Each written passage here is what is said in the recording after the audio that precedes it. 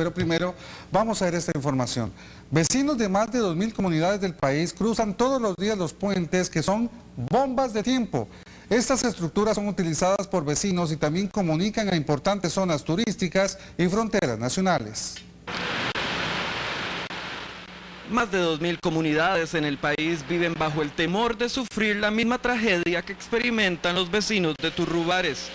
Por ejemplo, este puente sobre el río Palomo en Orosi de Cartago ha sido bloqueado en múltiples ocasiones por las pésimas condiciones de su estructura.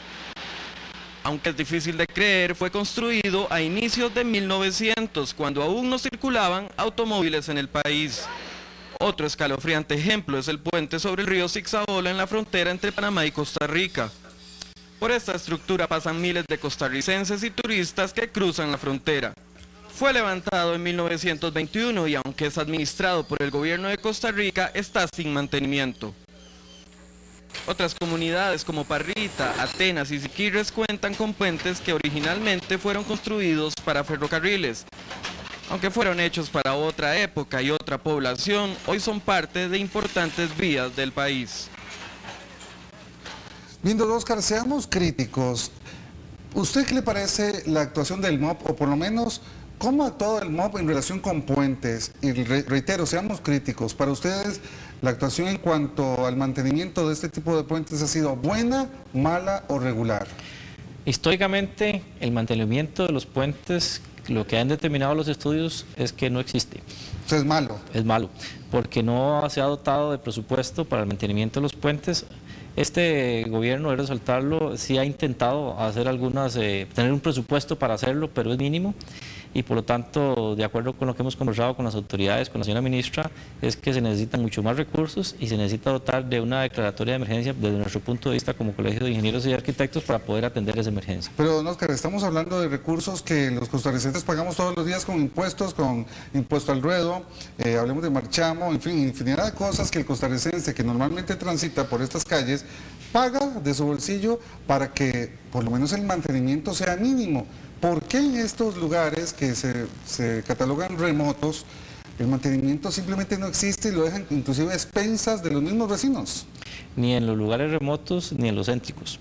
O sea, las condiciones de los puentes son críticas en este momento en muchas partes del país. El estudio lo que hizo fue los principales puentes en las vías principales, pero lo que usted dice es cierto, ni en los lugares remotos o rurales, ni en los lugares céntricos del país el mantenimiento ha sido el adecuado, y lo que hay es un rezago en mantenimiento peligroso que ya puede poner en peligro todas las estructuras, con el consecuente peligro de la economía del país y el riesgo humano. Don Oscar, ya hay 5 muertos. Como colegio de ingenieros, como ente especializado en este tipo de cosas, ¿qué le dice usted a la ministra Carla González? Yo le digo a todas las autoridades, porque no es una cosa que depende solo de la ministra, sino depende de que todas las autoridades tomen conciencia de lo que estamos diciendo, tiene un soporte técnico y es algo que estamos con la conciencia profesional que tenemos del riesgo que está el país en este estado y lo hemos querido prevenir. Hace un mes alzamos la voz, dijimos que tenía que hacerse esta declaratoria de emergencia. Sin embargo, ha sido tímida la reacción. Creemos que tiene que ser una reacción mucho más fuerte, empezando desde la Presidencia de la República hasta el último funcionario público que tome cartas en el asunto, porque no queremos más tragedias en este país de esa forma. Entonces, como colegio y ente especializado, ¿qué puentes, don Oscar, considera usted ya con una emergencia como esta que vivimos y esta tragedia, deben ser cerrados hasta que se le dé el debido mantenimiento? La lista la tienen ellos. Yo no quisiera adelantarla porque me parece que es crear un pánico que no debemos crear, porque los puentes no se están cayendo, pero sí están en riesgo inminente.